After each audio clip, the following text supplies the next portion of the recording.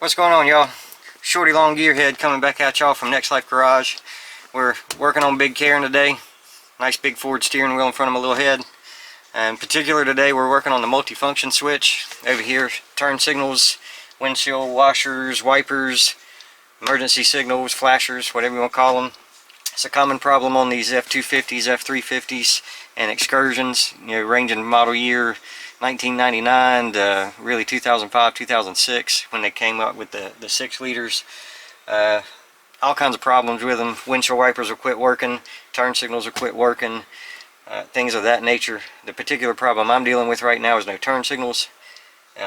Takes probably 10 to 30 minutes, just depending on ambient temperature outside and temperature inside the truck, before the turn signals start working.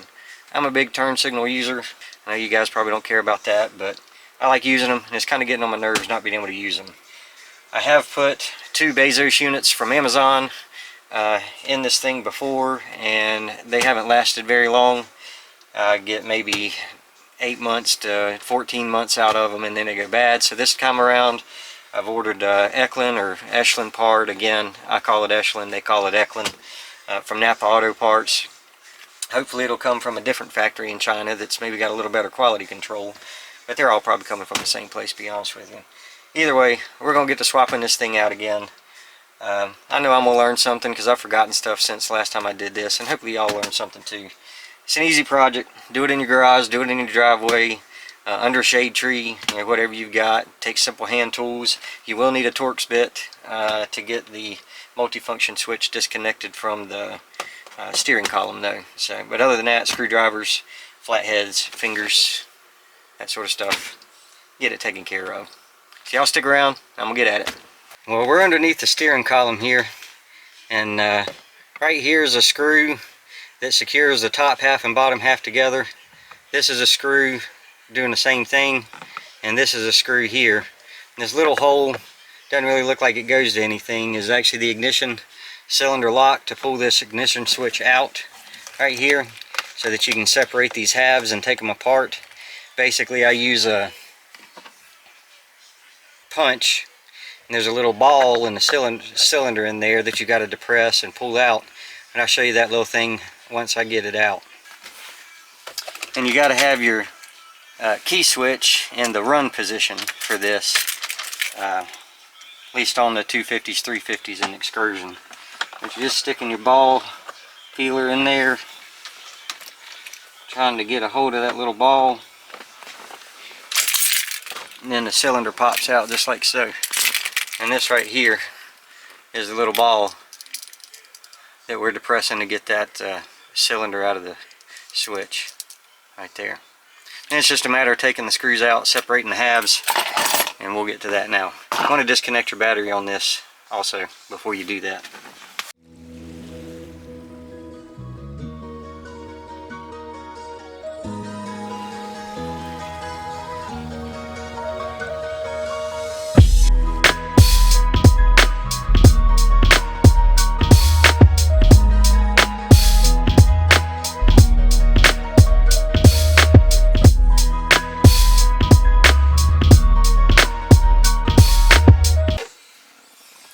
Pull my little lever for the tilt adjustment out.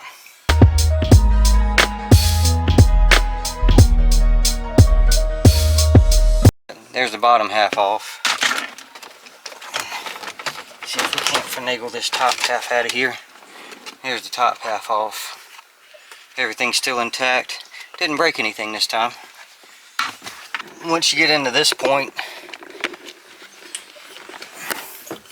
you got a couple little star bits, one there at the top. See if I can zoom the light in on it. Right there, little star bit there on the top, and a little star bit right there on the bottom. Take those out and the switch will come off, and you can disconnect your electrical connections back here on the back. 2 little star screws out. Put them in the cup holder so we don't lose them.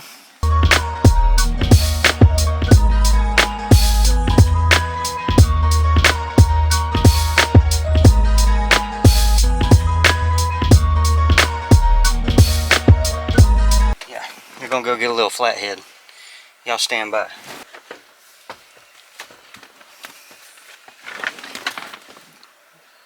Baby flathead.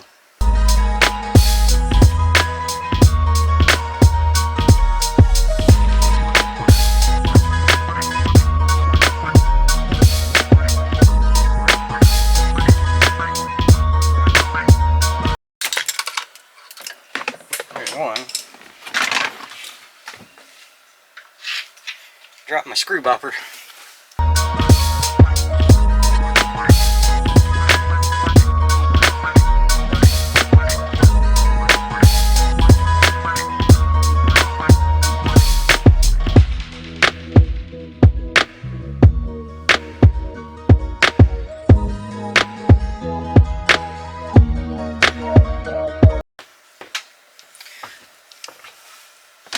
Went and got a second small screw bopper.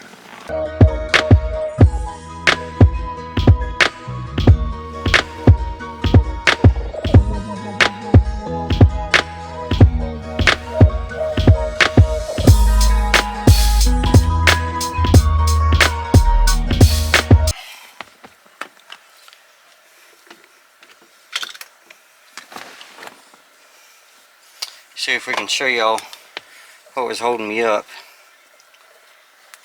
What I was fumbling with so much on the steering column, there's a little tab here on one side, a little tab here on the other side, and those are pinched in with some little clips on the wire harness to hold them into the multifunction switch. And on this side you got one here and you got one here, and those on the wire harness, you got a clip right there on that one, clip there on that one, and on this harness you got one on the bottom and one on the top that's missing. I broke that off, one of the other 2 times I did this, but it still holds the wire in good enough with just that clip on the bottom there for that one. So I'm gonna get the new multifunction switch, plug the wires back in, stick the torque screws back in to hold it to the steering column, get the cover put back on, we'll hook the battery back up and check things out. Got the new switch plugged up and in place. Just digging my torx bits out of the cup holder there. See if we can get these back in.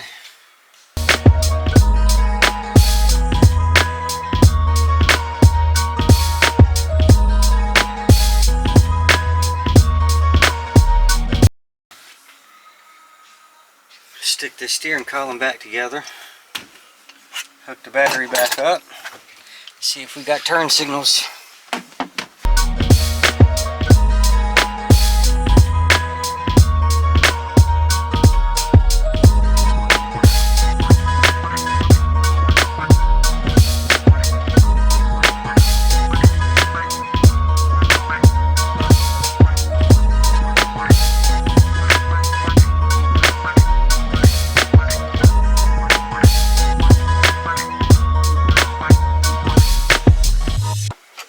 Tilt adjuster screw back in. That's just a threaded little joint there. Threads right back into its hole.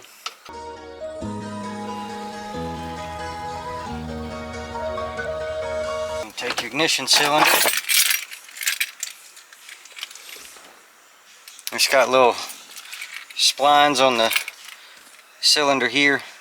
You can see a spline there, spline there, spline there, and a big spline there, big spline there.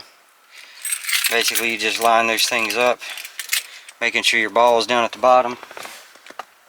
And just push her back in, turn the key back to off and back on, and it's back in. Go hook up the battery and see what we got going on here. I've got the switch swapped out, cover put back on as you saw, batteries are hooked up. We're going to hit the ignition switch and see if we got any turn signals now. Hopefully we do. Right signal. Left signal. We got her fixed now. That's how we keep these old girls running on Next Life Garage here.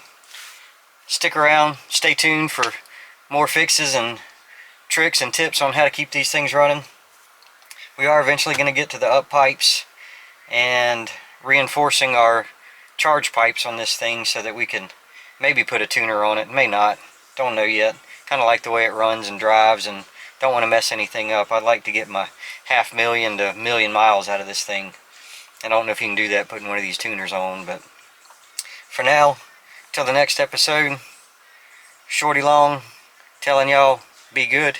Somebody's got to, and don't take no wooden nickels. I'll see y'all later, alligators.